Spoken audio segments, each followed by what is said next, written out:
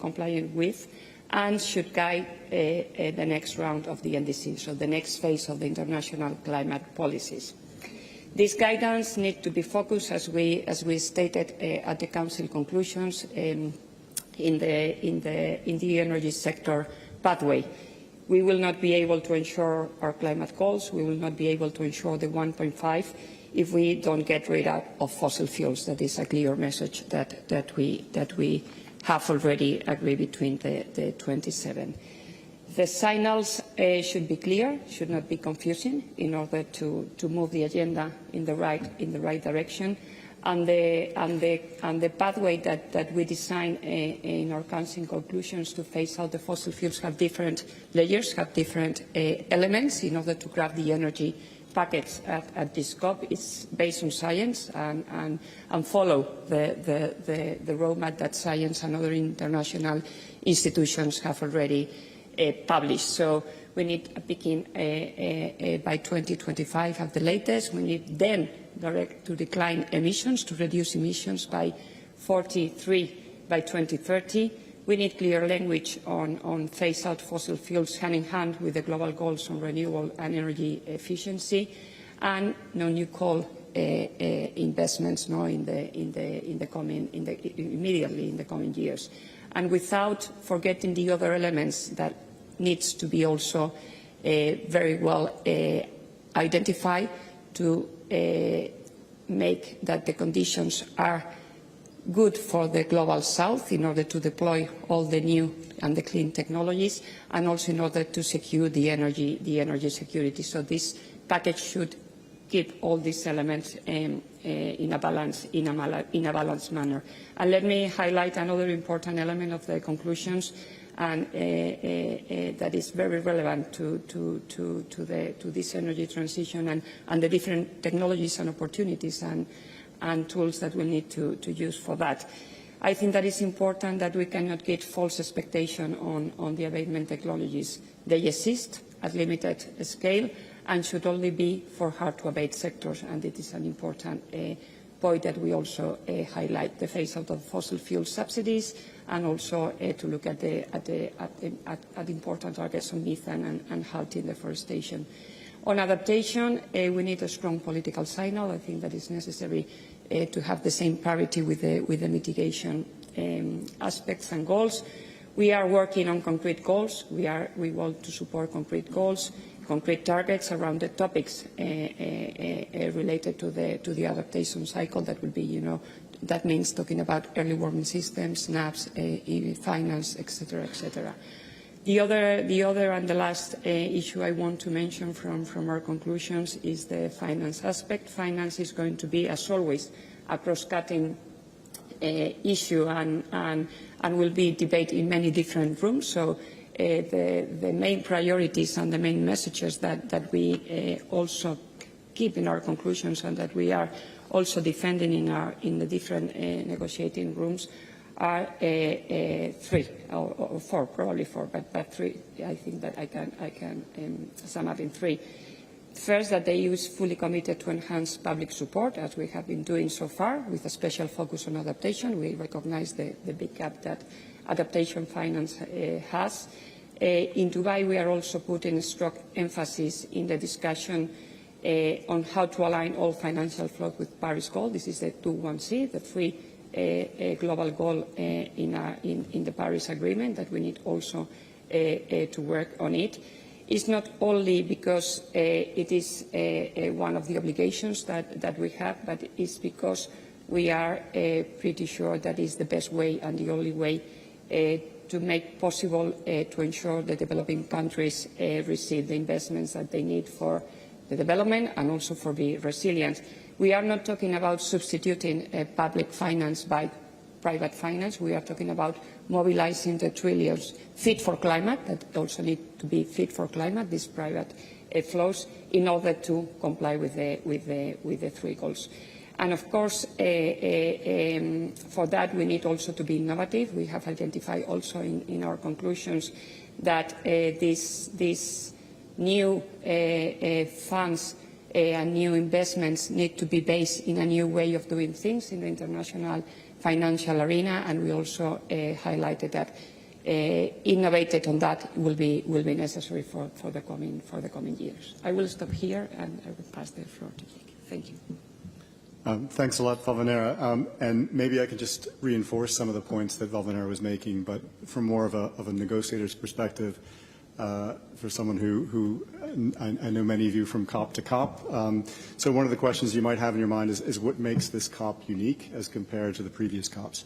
First and foremost, as Valvanera said, it's the global stocktake. I mean, this is the first test of the Paris Agreement theory of change, that you don't need to negotiate a new treaty every 3 or 4 or 10 years, but rather you can have a built-in process of updating and strengthening a single regime through something called the Paris Agreement's ambition cycle, which begins with this global stocktake that requires us to confront the science and decide collectively what we're going to be doing together and individually to ensure that we're on track to achieve the Paris Agreement goals. So from a negotiator's perspective, that is the one big deliverable for this COP is the GST. We need it to be ambitious. We need it to be inclusive in terms of covering all aspects of the Paris Agreement. We need it to be balanced in its outcomes, but also recognize that each of those outcomes needs to be carefully tailored to each of the goals. There's a lot of attention being paid at this COP to the need to send the right signals, as Valvanera said, about getting emissions under control. And that's the conversation about fossil fuel phase-out and the phase-in of renewables and energy efficiency. But we also have to keep in mind that we have to send strong signals about how we prepare for the impacts of climate change under the Paris Agreement goal on adaptation, reducing vulnerability, enhancing resilience. And, of course, we have to make sure that the resources are there to support countries in achieving both the emissions cuts as well as preparing for the impacts. So that's the global stocktake, and that's what my colleagues have been spending the first days of this COP in the trenches, trying to negotiate what is going to be the mother of all cover decisions, I suppose, in sending the signals across the board of what has to happen next. Key to that is the signals with regard to the expectation of the next round of NDCs. So the current NDCs for most parties indicate their emissions pathways only up to 2030. By COP30, 2 years from now, we need to see the NDCs from all parties that will take us the next step, for most from 2030 to 2035. And that's when you will actually begin to see whether those targets and the policies underpinning those targets are putting countries on a pathway to net zero and doing it quickly enough for us to remain within 1.5 degrees. So the GST has to send all those signals across all those policy areas in, as Valvanera said, as clear and precise terms as possible.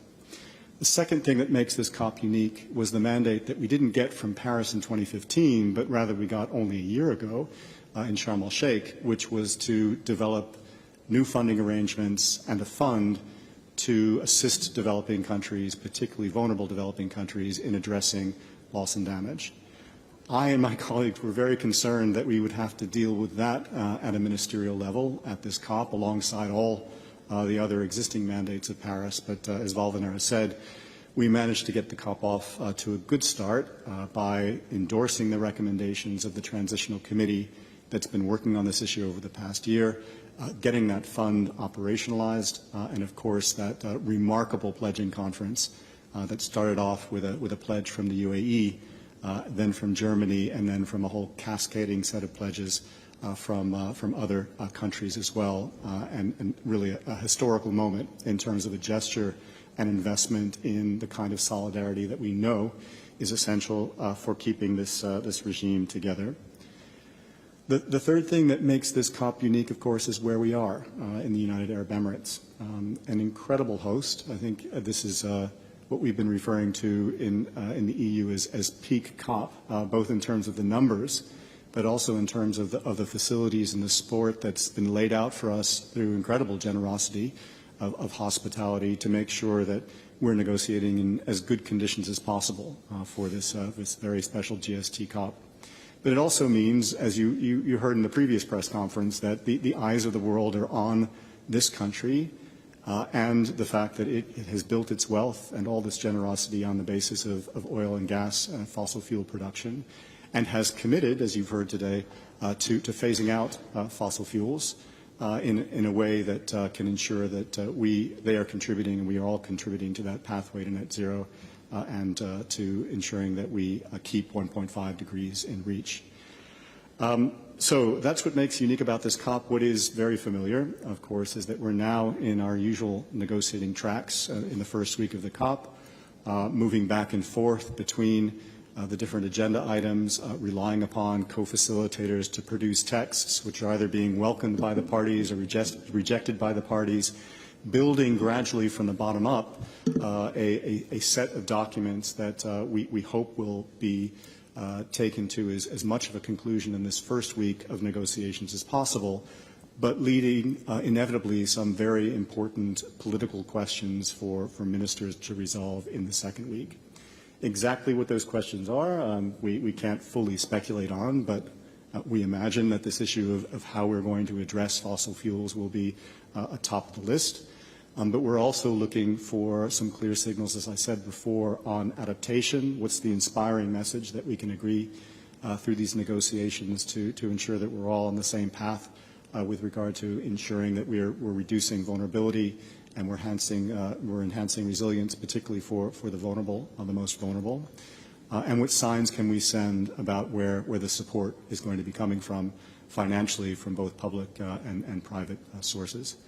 Happy to get into some of the details on what that might mean in terms of the text that's emerging in the question and answer period, but that's essentially what I would say would be a good opening to our first press conference here as the EU.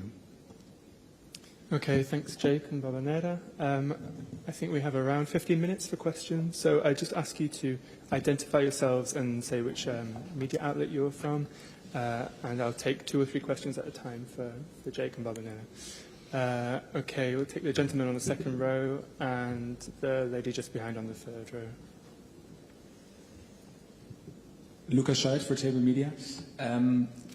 COP President just mentioned that he doesn't have red lines on language on fossil fuels. So have you brought forward the language that the European member states have in their council conclusions, the language on fossil fuels, and who's grouping together with this language? There were 80 countries last year in Sharm el-Sheikh. What is the situation here? On that. Thank you.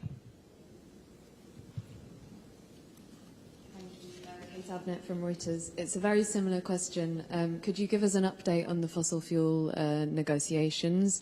And just to clarify, do you consider the UAE to be aligned with the EU's position to phase out unabated fossil fuels? Do you want to take another? Yeah. Okay. So thank you for the question, and we have passed the message in many ways, informally, formally, and in many through different channels. We have been working with the parties and also with the presidency in all the ministerials and also in the pre-COP, but formally also in the negotiating rooms, in which we have presented our inputs to the different documents in the different rooms, specifically in the GST draft decision that have launched the other day, and in which we have included the words of our Council conclusions in paragraph 14 and 15. So in every meeting that we have the occasion, we are very outspoken on this issue in the negotiating rooms, but also in our bilaterals with the presidency and with other country parties, because the alliances need to be built from parties in order to create, the consensus that we are looking for. On the presidency, I think that there was a previous conference in which the COP president said that, and we heard that in publicly also, that they want language on the fossil fuels, and there will be, a consensus around that language. So we are in the first step of the negotiations. We don't have clear view on that, because he should be a honest broker at the end of the process. So it's important to also let the parties work, let the parties find alliance, and try to keep the process, as ambitious as possible, as he mentioned. But Jake. Yeah, I mean, not much to add other than, of course, we come into these negotiations with our expectations probably more clearly on our sleeve than any other party through the fact that we have the published Council conclusions. And, of course, that's what we would like to see the rest of the international community to agree to. But we've also had the experience of negotiating those Council conclusions. So we know how difficult it is, even within the 27, to reach absolute precision on language in terms of the signals that we want to send. So we don't come here expecting that all parties are going to agree to that immediately. But we do think that there is a lot of alignment. If you look at other statements that are coming from other groups, if you look at the signals, for example, the High Ambition Coalition has been sending, the Pacific Island Forum has been sending, that there is a lot of alignment of text, but there's also kind of variations as to how you can essentially send the same set of signals aligned with the science that you just heard from the IPCC, which clearly indicates that you can't remain within 1.5 degrees without phasing out unabated fossil fuels as soon as possible. So that is something that we think any variation on language has to send that signal. Okay, I'll take a question here on the front row, and just at the back there, gentleman in white, and then we'll see if we've got time for some more. Hi, Rebecca from Carbon Pulse. I'm just wondering if the CBAM is hindering negotiations, because I heard some very strong reactions and comments from South Africa on it, saying that it could destroy their economy. So, yeah, wondering if this is a problem.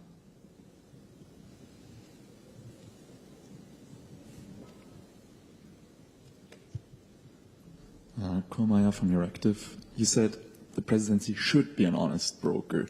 Do you currently perceive them as such, given the rather emotional outburst of Dr. Sultan just 30 minutes ago, launching into tirades against the media, for one? And secondly, just to clarify, do you believe that you have succeeded at driving a wedge of sorts between the G77 and China, which I understand to be instrumental to getting an agreement on a final text that is relatively ambitious?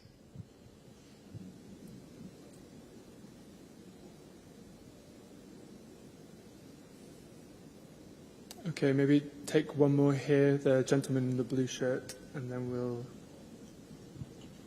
come back.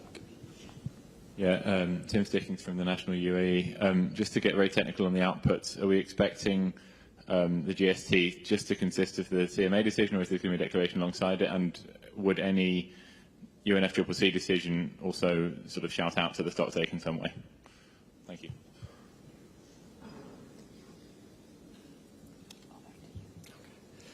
Maybe I'll take the first round of questions, and then Valvanera can complement. We on the negotiating floor, there is no discussion of individual parties' policies. Of course, there are in press conferences and in other circumstances. So, in direct answer to your question, no, the CBAM is not undermining the multilateral negotiations. What I think we saw from the outset of the conference is an increasing desire for parties to have a conversation about what are referred to as unilateral trade measures. The fact that many countries around the world, as they are putting in place more ambitious climate policy, are recognizing that there is a relationship between those climate policies and their impacts on trade. Some positive, in that they increase the flows, for example, of energy efficient and renewable energy technologies and products, and some that are more what people would characterize in a negative way. So there's an appetite to do that, and you saw that in the form of a proposal for an agenda item from the BASIC group on what they refer to as unilateral trade measures. We move forward on the understanding that there's already a space in this process to discuss the relationship between climate policies and their cross-border effects, and that's in the Response Measures Forum and what we call the Katowice Committee on Implementation, the KCI. And on that basis, we move forward because response measures is one of the themes that the GST will address itself. So we expect these political messages of concern to continue to come up in the conversations of the GST. They did yesterday, for those of you who were following the different elements of that conversation. But no, we don't expect them to derail the conversations, mostly because I don't think any party expects this to be a forum for a discussion on any party's particular measures. If we went down that track, there are many concerns that many parties have about their policies. No country lives in isolation. We all have open markets, and we're affected by the choices that we make. If we want to do that, there's a whole other institution and forum to do that. That's if it comes to trade measures, that's the World Trade Organization. Maybe I'll leave to Valvanera to reflect on the issues that were raised in the previous press conference with regard to Dr. Sultan. I didn't really understand the question about the relationship between China and the G77. The politics of this process are incredibly complex, and it is true that the G77 and China coordinate their positions on a daily basis. But once you get to the negotiating floor, you see that there are many, many differences between the various groups that have emerged over the years within the G77. So it's not about driving wedges. It's about identifying who your closer negotiating partners are and building coalitions in our perspective, to try to produce as progressive an outcome as possible. Very technical question about the nature of the decisions that will come out of this process. I think there's still some open questions about what the big negotiated products will be. No doubt there will be a decision coming from the CMA, the governing body of the Paris Agreement, on the GST, and that, because of, as I said before, of its broad encompassing nature, will cover nearly everything I think that the parties will want to say. There have been some ideas about capturing the messages that came from the leaders' event. My guess is that will largely be the President's task in terms of producing any document. But we will also be listening to each other's leaders and making sure that the most positive messages that they've delivered end up in the negotiating texts as well. So we'll have to kind of watch that space, but all of the negotiating attention is going to be on that GST decision as being the main source of signals. So, on the question of Sultan, what I can say is that all, including the COP president, wanted to have a good result at this COP28. It's as Jake mentioned, a unique COP for many reasons. It's the first time that we assessed the validity of the Paris Agreement, and I think that it's very important to show that Paris Agreement is still alive and is useful for the task that we have in front of us. So yes. Okay. Any further questions? I'll take a question here on the left-hand side, lady in white. Hi, I'm Amy Williams from the Financial Times. If you can't get all of the parties to agree on language that looks like the G7 language on phasing out unabated fossil fuels, where do you think you might be able to land as a second-best formulation? Could you sketch out some other possibilities that the parties might be able to coalesce around? Thank you. Then maybe over here. Hi, Josh Gavitis from Carbon Brief. What are the EU's positions on setting goals for adaptation finance as part of the global goal on adaptation, and also following the agreement on the loss and damage fund, what about specific goals for loss and damage finance under the new collective quantified goal for finance? Thanks. Shall we take one more? Sure. And the lady here on the fourth row back in white. Hi, Caroline Varin from Argus Media.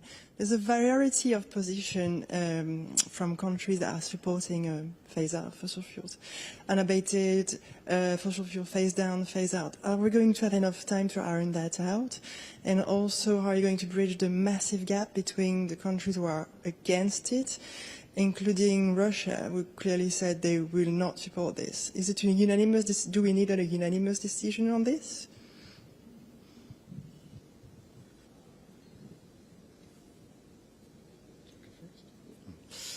I would say that it is too early in this process to be publicly speculating about landing grounds.